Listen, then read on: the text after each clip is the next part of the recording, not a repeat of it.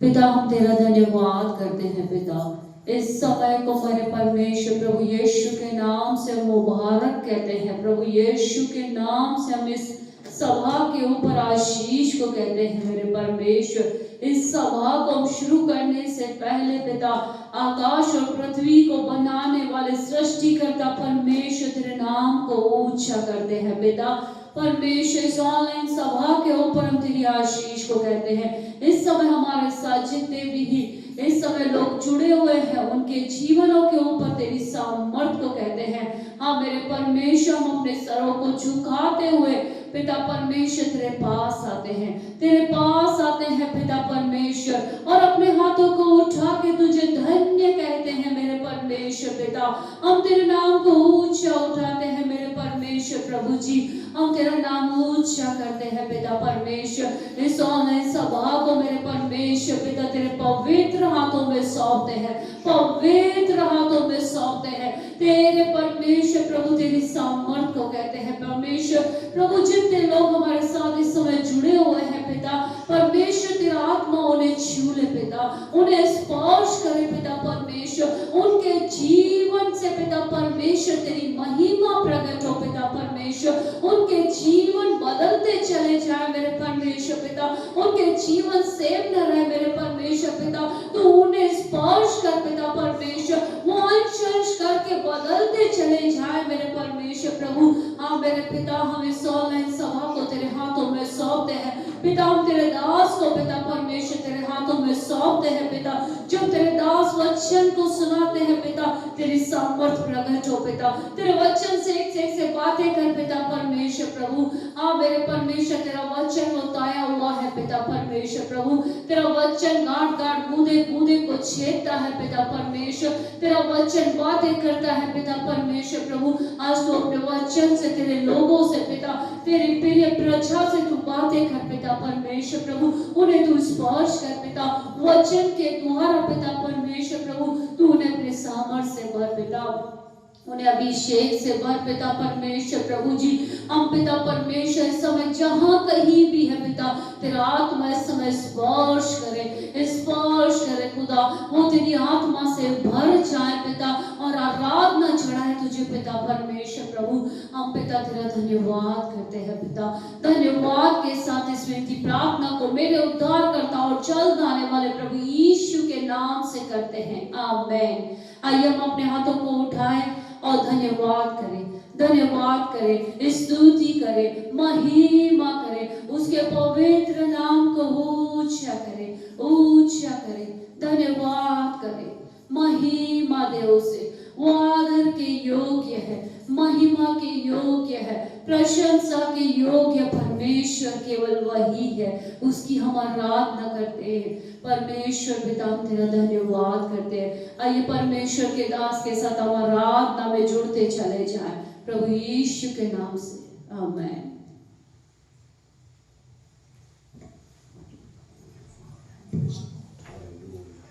आइए मिलकर आज परमेश्वर की महिमा में स्तुति आराधना करें। Hallelujah, praise the Lord, thank you Lord.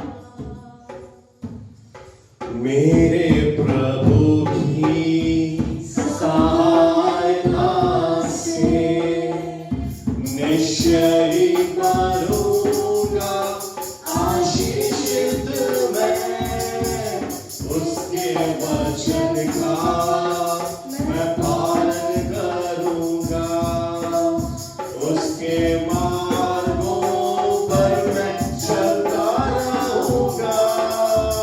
मेरे प्रभु की सहायता से यीशु में आशीषित रहूंगा। मैं कामों पे आशीष पाता रहूंगा। यीशु में आशीषित रहूंगा। मैं कामों में आशीष पाता रहूंगा।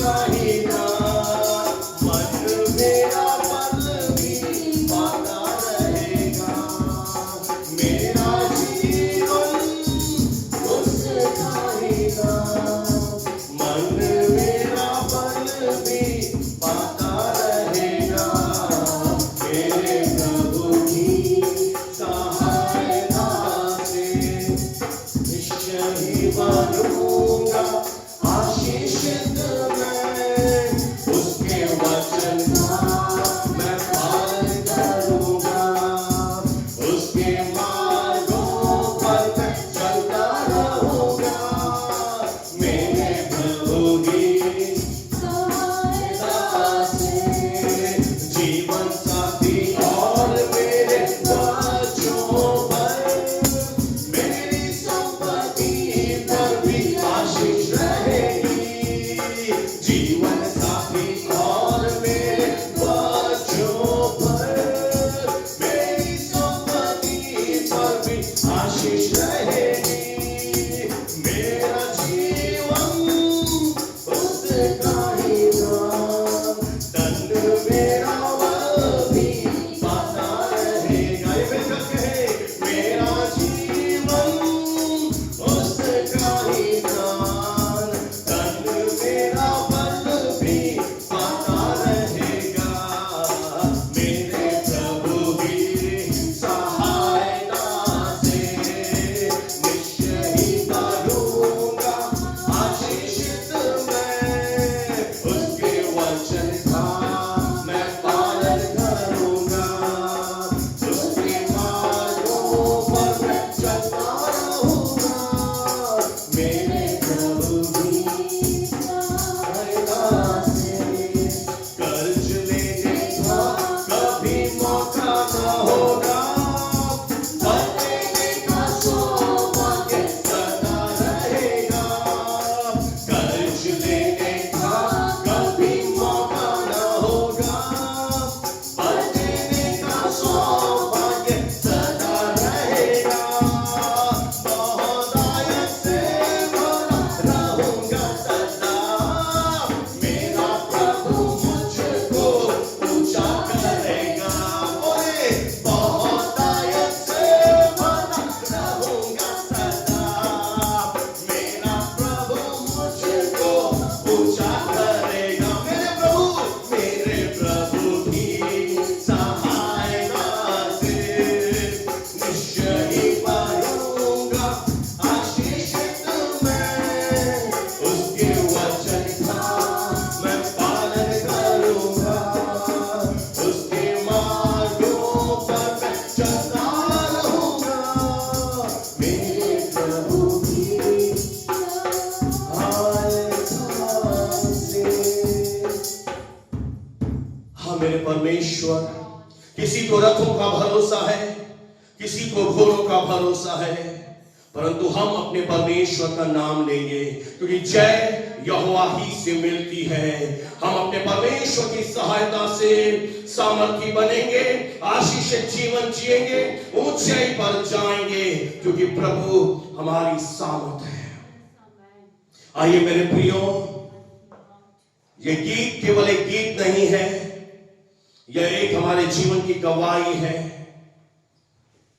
कि परमेश्वर की सहायता से हम बड़े बड़े कामों को करेंगे, हम एक आशीषित जीवन जिएंगे। इस समय ऑनलाइन कलीसिया के सभी विश्वासी परिवारों के लिए मैं आपके लिए प्रार्थना करूंगा। अपनी आंखों को बंद करें, अपने सरों को झुकाएं। हमारे जीवित और महान परमेश्वर, तेरे महानतम अनुग्रह से हम 2025 के आखिरी महीने में प्रवेश किए हैं। प्रभु, अब तक आपने हमें और इस कलीसिया को संभाला, आपका धन्यवाद देते हैं। प्रभु, हम दिसंबर महीना जो एक आखिरी महीना है, इस महीने जो कुछ आपने हमारी कलीसिया के लिए, हमारे विश्वासी परिवारों के लिए रखा है, उन उत्तम आशीषों को आज हम सुनने वालों के ऊपर रिलीज करते हैं, इनके जीवनों के ऊपर, इनकी आत्माओं के ऊपर। पिता, अगर इनके जीवन में इन्होंने अब तक दुख तकलीफें देखी हैं प्रभु, आने आने वाले समय में प्रभु इनके जीवन आशीषित होने पाए प्रभु। सचमुच किसी को लेने वाला मत बनाना, हर एक प्रभु देने वाला बन जाए। बीमार मत रहिए, चंगाई में चलिए, आपके बाल बच्चे आशीषित होंगे, आपकी फैमिली, आपका घराना आशीषित होगा। परमेश्वर की महान योजना है आपके जीवन में। प्रभु आज आपसे कह रहा है, सुनने वालों के ऊपर खड़े रहो, बने रहो। आने वाले समय में प्रभु आपके जीवन में महान कामों को करेगा। आपका शरीर नया करेगा मेरा परमेश्वर। आपके हर एक आंसुओं को पोंछ डालेगा, हर एक प्रेम की घटी को दूर करेगा।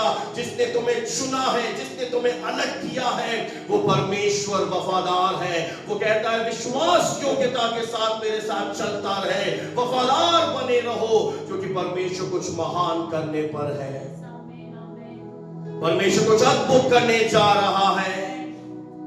विश्वास करने वाले आशीषित होंगे, बने रहने वाले आशीषित होंगे।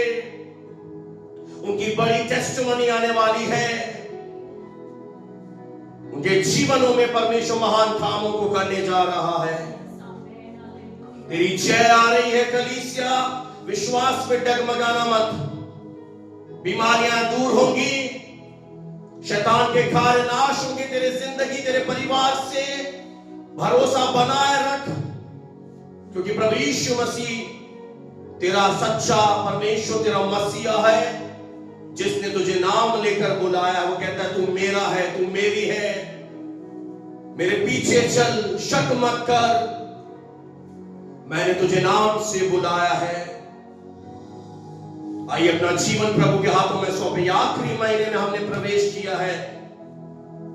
प्रभु का नाम ऊंचा उठाएं, प्रभु के नाम की महिमा करें। जिन मिस्रियों को तुम आज देखते हो दोबारा नहीं देखोगे। तेरे जीवन का लाल सागर प्रभु दोबारा करेगा अगर तू विश्वास में बना रहा, वचन उठाए रखा तूने। प्रभु अपनी बड़ी महिमा को प्रकट करेगा यीशु के नाम से, आमीन। ये हाथों को उठाकर हम परमेश्वर का धन्यवाद करें और आज परमेश्वर के सामर्थी वचन को, जो बहुत ही एक महत्वपूर्ण वचन प्रभु ने मेरे मन में डाला है,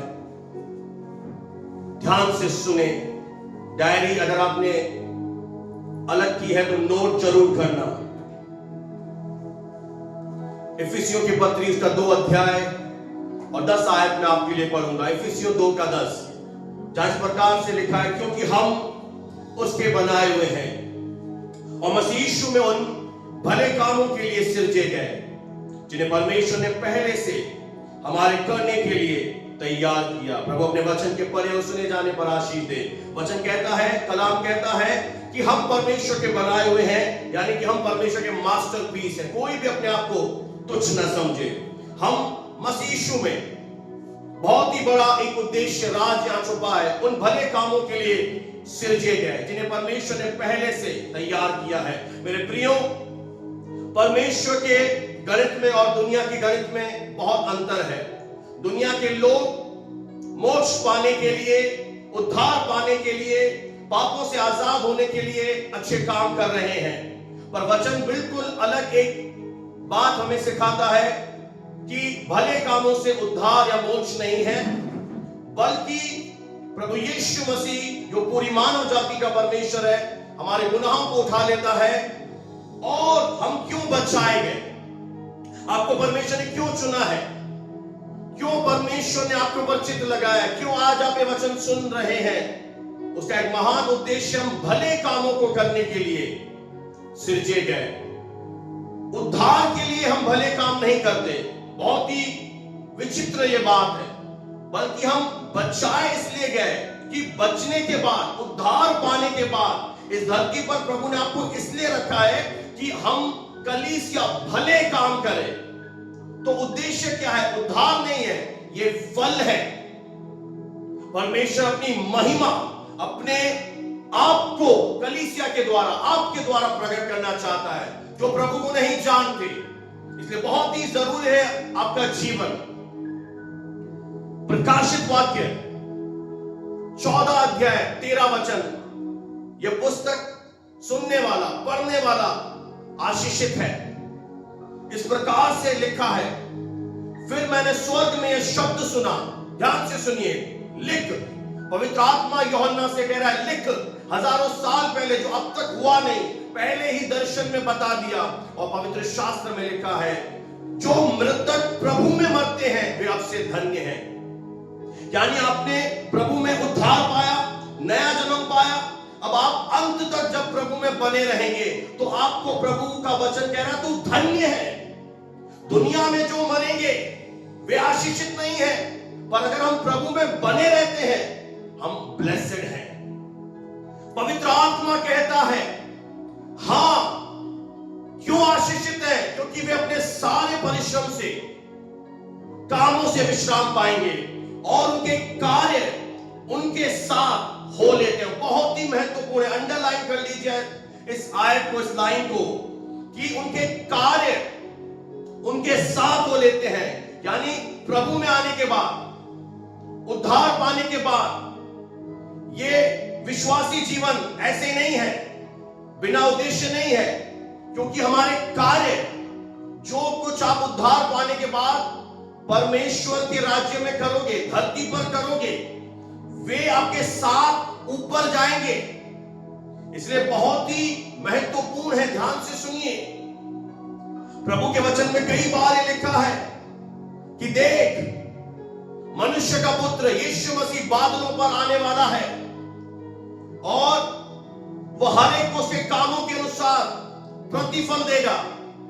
यानी उद्धार पाने के बाद जो कुछ विश्वासी जीवन में हमने किया उसके अनुसार प्रतिफल मिलेगा। तो ये बहुत ही महत्वपूर्ण है। अब अगर हम वचन में जाएं तो कौन से भले काम के लिए प्रभु का वचन कह रहा है, इन भले कामों को नोट कर लीजिए। कुछ काम जो प्रभु ने मुझ पर प्रकट किए, अगर आप ये नहीं कर रहे हैं तो आज जाग जाइए, चेत जाइए, क्योंकि बहुत थोड़ा समय बाकी बचा है। सबसे पहला जो भला काम मैं आपके साथ शेयर करना चाहता हूं ऑनलाइन, बीमारों के लिए प्रार्थना करना। अब आप कहेंगे ये पास्टर का काम है, ध्यान से बाइबल पढ़िए। बीमारों के लिए प्रार्थना करना केवल प्रभु के दास का काम नहीं है। हर एक विश्वासी जिसने उद्धार पाया है, बाइबल कहती है मरकुस 16 के, जब प्रभु यीशु मसीह जी उठा, कि तुम बीमारों पर हाथ रखोगे, बीमार चंगे हो जाएंगे। आमीन। आपके अंदर वो सामर्थ है कलीसिया, ये आपका एक कार्य है। उद्धार पाने के बाद आप अपने परिवार के लिए प्रेयर करें, रिश्तेदारों के लिए प्रार्थना करें, अस्पतालों में जाकर प्रार्थना करें। पाप में जो खोए हुए हैं, जिन्होंने सुसमाचार नहीं सुना, जिन्होंने उद्धार नहीं पाया, उनके लिए प्रार्थना करना, मध्यस्थता की प्रार्थना करना, देश के लिए प्रार्थना करना, अधिकारियों के लिए प्रार्थना करना। यह एक बहुत बड़ी सेवा है। और अगर आप इस सेवा को नहीं कर रहे हैं तो आज जीत जाइए कि स्वर्ग का परमेश्वर इन्हीं कामों के अनुसार प्रतिफल देगा। हमारे कार्य साथ हो लेंगे। मध्यस्थता की सेवा करें, बीमारों के लिए प्रेयर करें। अपने देश, जिस देश में तुम रहते हो, बाइबल सिखाती है उस देश के लिए मध्यस्थता कर, प्रार्थना कर, ताकि अंधकार की युक्तियां असफल हो जाएं। पॉलिटिक्स लीडर के लिए प्रार्थना करें। अपने शहर जिसमें तुम रहते हो उसके लिए प्रार्थना करो। अपने अगुओं के लिए प्रार्थना करो। विश्वासी भाई बहनों के लिए प्रेयर करो।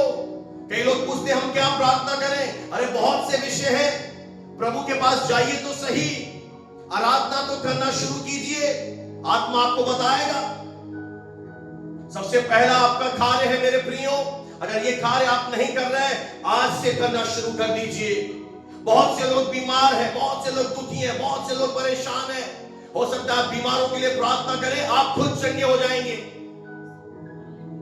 प्रभु के उद्देश्य से भागिए मत।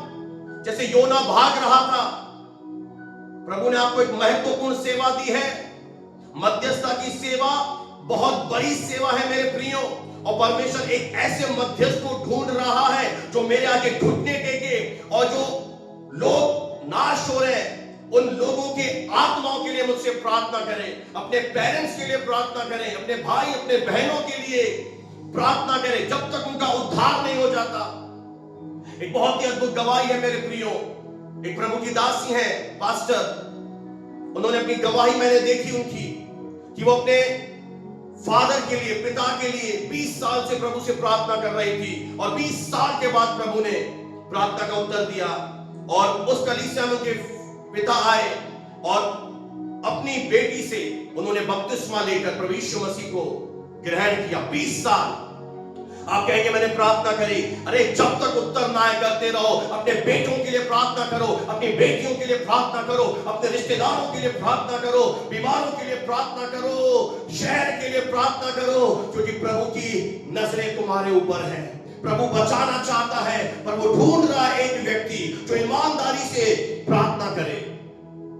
दूसरा भला काम, अपनी गवाही देना, क्योंकि वचन कहता है हम परमेश्वर के इस धरती पर गवाह हैं, हम विटनेस हैं। प्रभु ने आपके जीवन में जो भी काम किया है उसको सबके सामने खुलकर बताना, फेस टू फेस बताना, मोबाइल के द्वारा बताना, ऑनलाइन बताना, अब सुसमाचार सुनाना, अपने परिवार के साथ प्रभु का वचन बांटना, उन्हें भवन में लेकर आना। ये एक बहुत बड़ा काम है। जब सामरी स्त्री को प्रभु यीशु मसीह मिले, उसने छुपाया नहीं, उसने पूरे गांव में बता दिया मुझे ख्रीस्त मिल गया है। और ये महीना दिसंबर का महीना है, पूरा विश्व क्रिसमस सेलिब्रेट करने जा रहा है, आपको कोई नहीं रोकेगा। आप यीशु के बारे में खुलकर बताइए, बांटिए अपनी गवाही को। जब से प्रभु मेरे जीवन में आया मेरा जीवन बदल गया, प्रभु ने मेरे लिए बड़े बड़े काम किए। बहुत सी गवाहियां हैं आपके जीवन में। चुप मत रहिए मेरे प्रियो, ये समय चुप रहने का नहीं है। अपना मुंह खोल कलीसिया और बता दे अपने लोगों को कि यीशु ही परमेश्वर है। क्या पता आपकी एक गवाही से वो व्यक्ति उद्धार पाले, और आपकी गवाही से, सुसमाचार से जब आप स्वर्ग जाओगे तो आपको वो व्यक्ति स्वर्ग में मिलेगा। आपके सुसमाचार सुनाने के द्वारा तब प्रभु आपको बड़ा प्रतिफल देगा। एक एक आत्मा प्रभु के लिए जरूरी है, एक एक व्यक्ति प्रभु के लिए जरूरी है। चाहे वो ठेले वाला हो, चाहे वो होटल वाला हो, चाहे वो ग्रोसरी वाला हो, चाहे वो नर्स हो, डॉक्टर हो, वकील हो, एडवोकेट हो, जज हो, प्रभु के लिए सब महत्वपूर्ण है। मेरे पास समय बहुत कम है ऑनलाइन, मैं आपको जल्दी जल्दी बता रहा हूं। तीसरा भला काम है परमेश्वर के राज्य के लिए बीज बोना। मेरे प्रियो, प्रभु यीशु के जन्म से पूर्व कुछ ज्योतिषी आए। लूका रचित सुसमाचार 2:11 में लिखा है, उन्होंने उस घर में पहुंचकर उस बालक को उसकी माता मरियम के साथ देखा और मुंह के बल गिरकर उस बालक को प्रणाम किया, यानी कि आराधना किया। ये भी एक कार्य है। क्या कर रहे हैं? मुंह के बल, यानी साक्षात दंडवत कर रहे हैं उस बालक को, क्योंकि वो जानते थे कि ये यीशु ही परमेश्वर है, उद्धार करता है। अगर आपने जान लिया यीशु ही प्रभु है, उसके बाद आप क्या कर रहे हैं? परमेश्वर ने आपको एक फ्री विल दिया है, स्वतंत्र इच्छा दिया है। यह आपके ऊपर है कि आप उसे अपने जीवन में काम करने देंगे या नहीं करने देंगे। संडे को भवन में आएंगे या नहीं आएंगे। ऑनलाइन जो टाइम है 5 मिनट पहले जुड़ रहे हैं, प्रेज द लॉर्ड। आप क्या सोच रहे हैं? ये सारी चीजें आपकी नोट डाउन हो रही हैं। आप जो कुछ करेंगे सब कुछ प्रभु लिख रहा है। सारे काम साथ हो लेंगे, ईमानदारी के साथ समय से पहले जुड़े हुए हैं, घुटने टेक रहे हैं, वचन दिल से सुन रहे हैं। प्रभु का राज्य बढ़ाने के लिए आपका एक दिल है, प्रभु उसके अनुसार कार्य करेगा। कोई जबरदस्ती नहीं है, बस मैं आपको समझा रहा हूं, आपको उत्साहित कर रहा हूं कि जो करोगे वैसा ही होगा। अगर आज प्रभु के साथ धोखा करोगे, कौन देख रहा है? तो वो देख रहा है आपको। 4 संडे हैं, 2 संडे आ रहे हैं, बाकी नहीं आ रहे, वो देख रहा है। समय के बाद आ रहे, वो देख रहा है। दे रहे हो नहीं दे रहे हो, वो सब देख रहा है आपका कार्य, वो अच्छी तरह नोट कर रहा है। इन्होंने क्या किया? प्रणाम करने के बाद, आराधना करने के बाद अपना अपना थैला खोलकर उसको सोना, लोबान और गंधरस की भेंट चढ़ाई। क्यों? अभी तो बालक ही तो है। अरे सोना क्यों चढ़ा रहे हो जी? आज तक कभी चढ़ाया कलीसिया ने?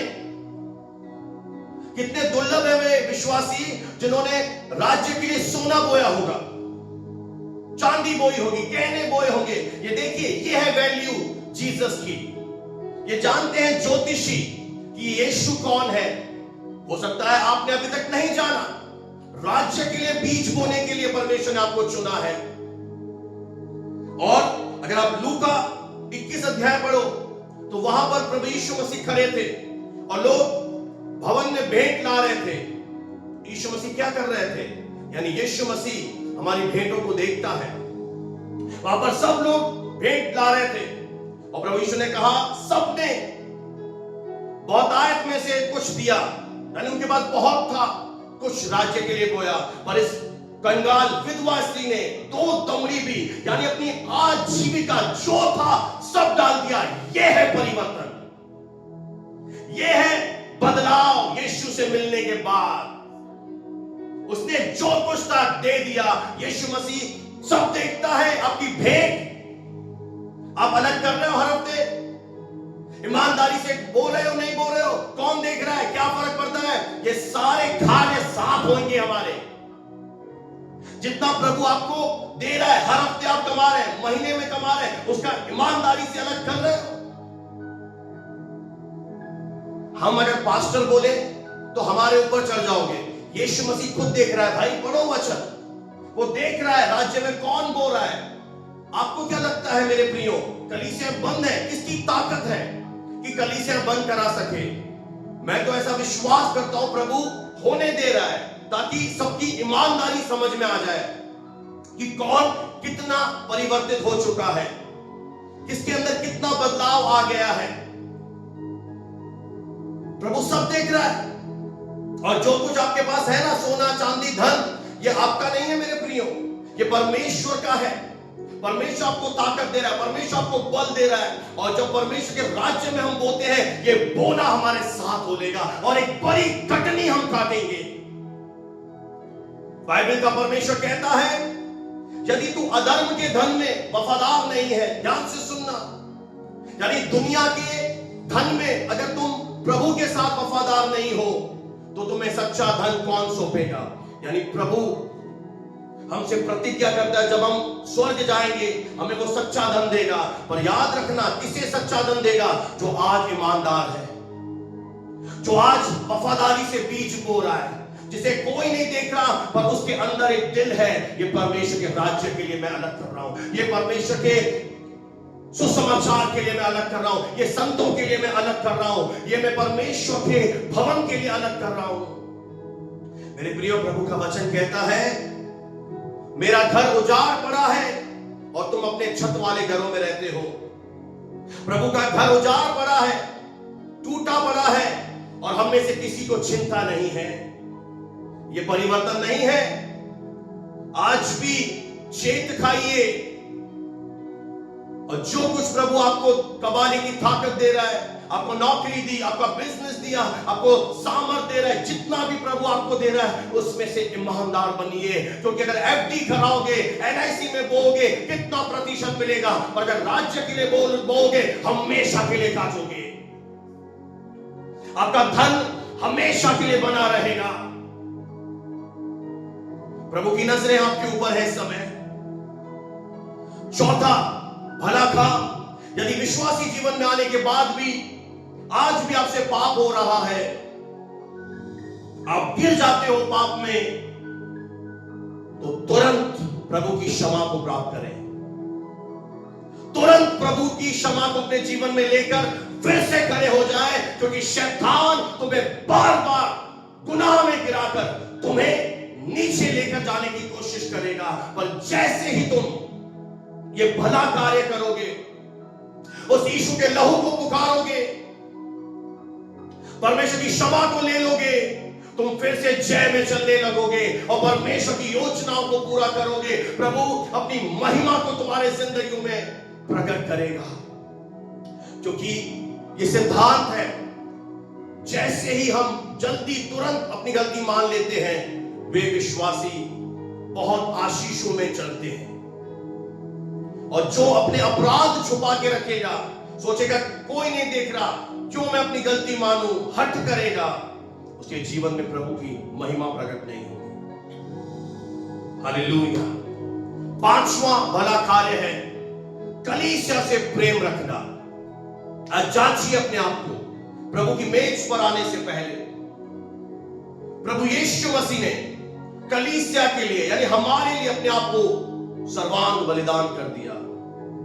क्या आज अपने दिल पर हाथ रखकर पूछिए अपने आप से, जिस कलीसिया में प्रभु आपको लेकर आया, जिस कलीसिया में आपने जन्म पाया, क्या उस कलीसिया जो आपकी मातृ कलीसिया है, मदर चर्च है, क्या उस कलीसिया के प्रति आप ईमानदार हैं? क्या आप कलीसिया की सुधि लेने वाले एक विश्वास योग्य विश्वासी हैं? क्या आप कलीसिया में आते हैं? क्या आपने कभी कलीसिया की जरूरतों की सुधि ली है? क्या आपने कभी कलीसिया के लिए कुछ किया है? जिस कलीसिया के लिए प्रभु यीशु मसीह ने अपने आप को दे दिया, आज यही तो है कि इतना प्रेम प्रभु का जानने के बाद भी हम कलीसिया में नहीं आ पा रहे। बड़े दुख की एक बात है कि हम उस कलीसिया से प्रेम नहीं कर पा रहे जहां से हमें सारी आशीषें मिली हैं, जहां से हमारे लिए प्रार्थनाएं होती हैं। मेरे प्रियो, जब आप हमें बोलते हैं प्रार्थना के लिए, आपका दुख हमारा दुख बन जाता है और हम आपके साथ दुखी हो जाते हैं। और जब आपके जीवन में खुशी आती है, हम आपकी खुशी में खुश हो जाते हैं। आज जितनी आपको आशीषें मिली हैं, आपने सुसमाचार सुना, आप वचन सीख रहे हैं, ये सारी कहां से आ रही है ब्लेसिंग? कलीसिया से। क्या कलीसिया की सुधि लेना हमारी जिम्मेदारी नहीं? क्या कलीसिया की जरूरतों को पूरा करना हमारी जिम्मेदारी नहीं? ये सारी चीजें आज स्वर्ग का परमेश्वर आपकी जिंदगियों में देख रहा है। और प्रभु ने मेरे मन में डाला कि आज बता दे, जो आज सुधर जाएंगे और आज से इस वचन को सुनने के बाद लागू करेंगे, वे बड़ा प्रतिफल पाएंगे। और जो आज सुनने के बाद भी इसे इग्नोर कर देगा, तो याद रख लेना, आत्मा कहता है, विकास विधानी नहीं, पवित्र आत्मा झूठ नहीं बोलता, कि जब हम मरेंगे हमारे कार्य, विश्वास में आने के बाद आपने क्या किया, आपके कार्य आपके साथ हो लेंगे। क्या आपने कलीसिया से प्रेम किया? क्या कलीसिया में जो सेवा आपको सौंपी गई, छोटी हो या बड़ी, आपने विश्वास योग्यता के साथ करी? ये सारी चीजें प्रतिफल में आती हैं। छठा, संगति रखना।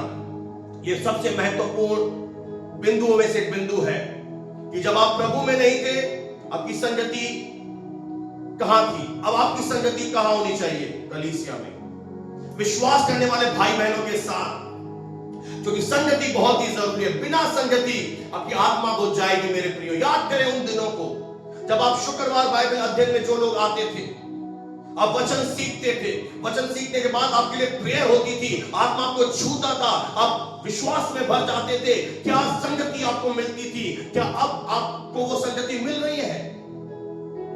क्या आप मिस कर रहे हैं संगति? आप आ सकते हैं पर आ नहीं रहे। संगति आत्मा में चमक ले आती है। संगति हमारे विश्वास को मजबूत कर देती है। बाइबल में लिखा है, ज्यों ज्यों उस दिन को आते देखो, प्रभु यीशु का आगमन निकट है, और भी अधिक बाइबल एक सलाह दे रही है, संगति किया करो। अगर आप संगति नहीं कर रहे तो ये कार्य से अधूरा रह रहे हैं। जब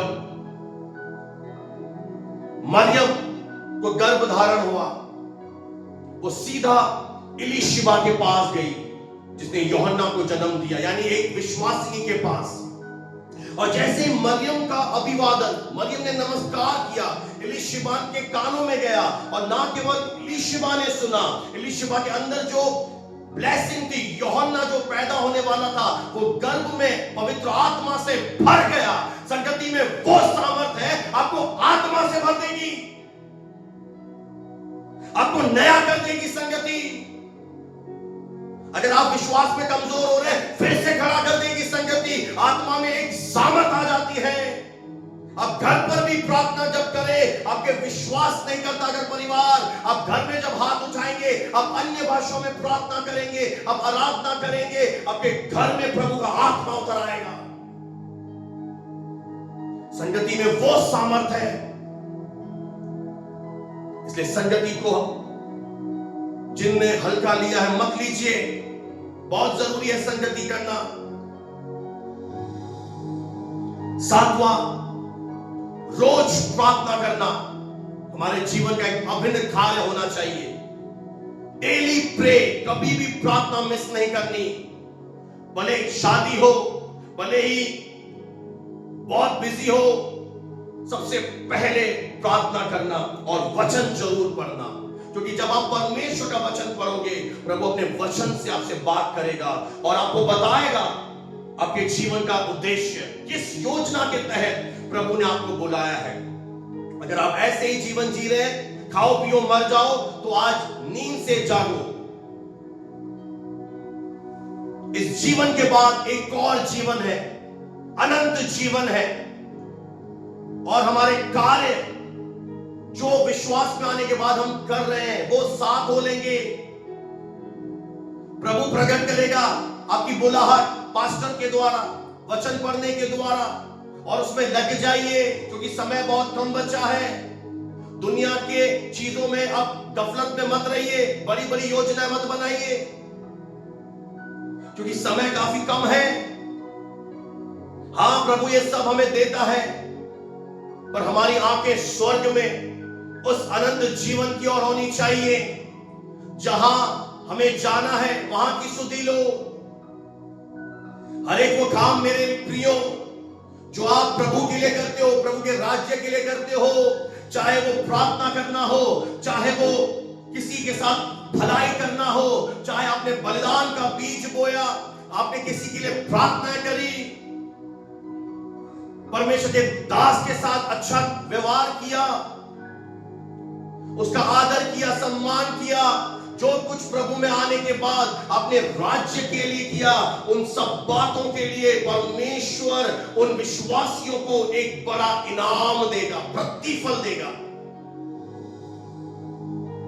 पर महत्वपूर्ण बात यह है, क्या हम कर रहे हैं? क्या हम विश्वास योग्यता के साथ प्रभु के साथ चल रहे हैं? क्या जो कार्य आज आपने सुने उनमें से आप कितने कार्य लगातार कर रहे हैं? कितने लोगों के लिए आप प्रार्थना कर रहे हैं? कितने लोगों को आप वचन बांट रहे हैं? प्रभु ने जो आपको आशीष दी है उसमें से कितना भाग आप कलीसिया में बो रहे हैं, संतों के लिए बो रहे हैं, सुसमाचार के लिए बो रहे हैं? मेरे प्रियो, समय काफी कम है, काम बहुत बाकी है, और जो मृतक प्रभु में मरेंगे वे धन्य हैं, क्योंकि उनके काम, अगर प्रभु का आत्मा आपको अगुवाई कर रहा है, जो तेरे पास है उसे बो दे, उसे बो दो। अगर प्रभु का आत्मा आपको कह रहा है प्रार्थना करने के लिए, प्रार्थना करो, जो प्रभु आपको अगुवाई कर रहा है। कुछ कार्य मैंने आपको बताया, इसमें से और भी बहुत से कार्य हैं बाइबल में, क्योंकि देख वो आने वाला है, हर आंख उसे देखेगी और वह प्रतिफल लेकर आ रहा है, जो हमने उद्धार पाने के बाद भले काम किए। क्योंकि हमारी रचना, प्रभु ने हमें क्यों चुना? अच्छे काम करने के लिए। आपका जीवन एक गवाही होना चाहिए अपने परिवार में, अपने लोगों के बीच में। आपके जीवन से कोई ठोकर ना खाए। आपका जीवन कैसा होना चाहिए प्रभु में, ये बहुत ही महत्वपूर्ण है, क्योंकि आने वाला आएगा, वो देर नहीं करेगा। इसलिए आज के वचन से हम जाग जाएं। नींद में है तो सोकर उठो, उठ, क्योंकि तेरा दूल्हा आने वाला है कलीसिया। उसकी आंखें तेरे ऊपर लगी हुई है। गलतफहमी में मत रहना, कौन देख रहा है, कभी भी जुड़ जाएंगे, आएंगे नहीं आएंगे। उस दिन देखना, मैं चिता रहा हूं आज के वचन के द्वारा, प्रभु ने मेरे मन में डाला है कि चिता दे आज। नरसिंह का फूक, अगर जो चित जाए, सुधर जाए तो भला, जो ना सुधरे तो फिर देखना। क्योंकि प्रभु का वचन कहता है, अगर धर्मी दुष्टता करे उसे चिता दे, अगर वो सुधर जाए तो मैं उसका बदला तुझसे नहीं लूंगा। मेरा काम है आपको नरसिंह का फूक रहा हूं मैं। अगर आपने उद्धार पाया है, आपको प्रभु ने सेवा दी है, बीमारों के लिए प्रेयर करें, शहर के लिए प्रार्थना करें, कलीसिया से प्रेम करें, दर्शन में जुड़ जाएं, सुसमाचार सुनाएं, अपनी गवाही शेयर करें लोगों के साथ। लोगों को जरूरत है आपकी गवाही की। संगति करें, कलीसिया से प्रेम करें। जिस कलीसिया के लिए यीशु ने अपने आप को दे दिया, उस कलीसिया से मोहब्बत करें, अपने अंदर एक जज्बा पैदा करें। चर्च, लव योर चर्च, सुधी लो अपनी कलीसिया की। जिसके लिए प्रभु ने सब कुछ कर दिया। हमारे कार्य हमारे साथ हो लेंगे, क्योंकि हम भले कामों के लिए मसीह यीशु में सिरजे गए, क्योंकि परमेश्वर ने पहले से हमारे लिए योजना बनाई है, हर एक को अलग योजना के तहत चुना है। और प्रभु आपको आज बुला रहा है, फिर से प्रभु कह रहा है, आओ मेरे पास। अगर आप भटक गए हैं संसार में, आपने प्रार्थना करना छोड़ दिया है, अगर आपने वचन पढ़ना बिल्कुल बंद कर दिया है, आपका व्यवहार बहुत खराब हो चुका है अभी, तो आज समय है लौट कर आने का। फिर से प्रभु के हाथ में दे दीजिए अपना जीवन, आत्मा को दे दीजिए अपना जीवन। प्रभु आपको फिर से खड़ा कर देगा, फिर से नया कर देगा। प्रभु आपको लहू से धो देगा आज। यीशु का आत्मा आपको भर देगा आज। दर्शन देखना शुरू करें। समय ऐसे मत जियो, दिन निकलते जा रहे, समय बहुत कम है। 25 भी खत्म हो गया, 26 आने पर है। कब प्रभु हमें बुला ले स्वर्ग में हमें नहीं पता। अपने घर के किसी सदस्य को राज्य में बोलने के लिए रोकिए मत, किसी को प्रार्थना करने के लिए रोकिए मत, प्रभु के लिए कुछ करने के लिए रोकिएगा मत किसी को। मैं बता रहा हूं आपको, गलत, बहुत गलत होगा। शेयर कीजिए प्रभु यीशु मसीह को लोगों के साथ। अगर आप लोगों को नहीं बता रहे, आप विश्वासी हैं, तो प्रभु यीशु मसीह कहता है, जब मैं आऊंगा मैं तुझसे शर्माऊंगा। आपको बताना है लोगों को। अगर आप नहीं बता रहे, इसका मतलब आपके अंदर कोई परिवर्तन नहीं है। अगर आप प्रार्थना नहीं कर रहे, इसका मतलब आपके अंदर कोई प्रभु का भय नहीं है। प्रभु ने क्यों ऐसा होने दिया? ताकि प्रभु आपको चेक करे कि आपका परिवर्तन सच्चा है या नहीं। आपने सचमुच उद्धार अगर पाया है ना मेरे प्रियो, आपके अंदर फल नजर आएंगे। एक हफ्ता दे दिया, दूसरा हफ्ता नहीं, ऐसी चीटिंग कभी मत करना। प्रभु के आगे छोटे बन जाओगे। प्रभु पकड़ लेगा कि इसका प्रेम अभी भी धन से है। अगर हम देर से उठ रहे हैं, मैं चेता रहा हूं आज, देर से उठने वालों चेत जाओ, आराम से मत उठो, नींद जल्दी सुबह उठकर प्रार्थना करो, क्योंकि आप सोते रहोगे नहीं तो फिर हमेशा के लिए। जिस एरिया में रहते हो, जिस इलाके में रहते हो, उस इलाके के लिए प्रार्थना करो, क्योंकि बाइबल कहती है हम भले काम करने के लिए सृजे गए हैं, जिन्हें परमेश्वर ने हमारे लिए तैयार किया है। प्रभु आपके द्वारा कार्य करना चाहता है। प्रभु आपके अंदर है, उसे कैद मत करिए। प्रभु आपके द्वारा लोगों को छूना चाहता है। प्रभु आपके द्वारा लोगों के पास पहुंचना चाहता है। मैं आपसे एक बात पूछना चाहता हूं, अगर आपके पास सुसमाचार नहीं आता, आप उद्धार पाते? किसी ने तो आपको बताया, तो आपका फर्ज बनता है अधिक से अधिक शेयर करें। स्टेटस आपके पास है, आप वचन नहीं डालते। ये दिसंबर का महीना है, कैसे लोगों को मालूम पड़ेगा? सुसमाचार आपके घरों में पड़ा है, बाइबलों में कैद पड़ा है, मोबाइल में ढेर सारे वचन पड़े हैं, और हम साझा नहीं कर रहे हैं, तो कैसे मालूम पड़े कि आप एक विश्वासी हैं? आज जागिए, प्रार्थना कीजिए, आंसू बहाइए, क्योंकि प्रभु उन लोगों को बड़ा प्रतिफल देगा। एक विधवा स्त्री थी, 84 साल से परमेश्वर के घर में रहती थी। वो भी तो लोग हैं जो घर में रहते हैं। 84 साल, 84 ईयर्स से वो प्रार्थना करती थी। पता है क्या प्रार्थना करती थी? यीशु के आगमन के लिए। आज उस लेडी को देखकर जब आप स्वर्ग जाओगे, कितना बड़ा प्रतिफल मिलेगा। इतनी महान सेवा है प्रार्थना की, लोगों के लिए प्रेयर करने की सेवा, लोगों के साथ वचन बांटने की सेवा। कलीसिया में सेवा आपको दी, प्रभु ने आपको विश्वास योग्य समझकर कुछ सेवा दी। आज अपना मन फिराइए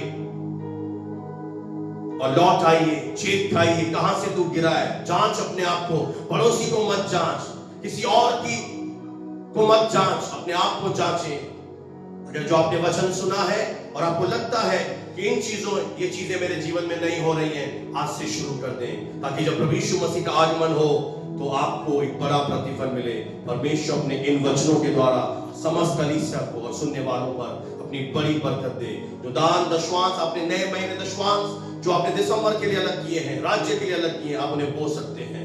प्रभु आप सबको आशीष दे। आइए आशीर्वाद वचन को लेकर हम परमेश्वर के उपस्थिति से रुखसत होंगे और अब प्रभु यीशु मसीह का अनुग्रह, पिता परमेश्वर का प्रेम और पवित्र आत्मा की संगति अब से लेकर हमेशा हमेशा तलक तक हम तमाम उपस्थित लोगों के साथ, गुलजान के सभी विश्वास करने वाले पवित्र भाई बहनों के साथ खुदावन यीशु मसीह के दूसरे आगमन तक होती रहे।